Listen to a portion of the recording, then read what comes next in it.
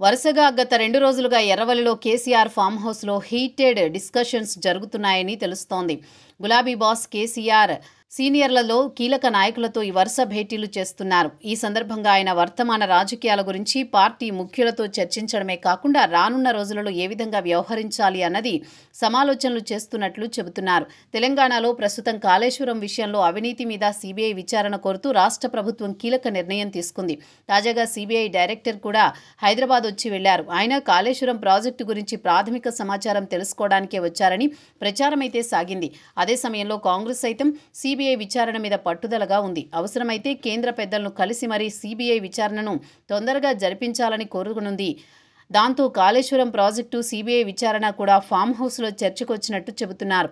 అదేవిధంగా ఈ నెల 9న జరిగే ఉపరాష్ట్రపతి ఎన్నికల్లో ఏ విధంగా వ్యవహరించాలన్నది కూడా కేసీఆర్ పార్టీ ముఖ్యులతో చర్చించారంటున్నారు.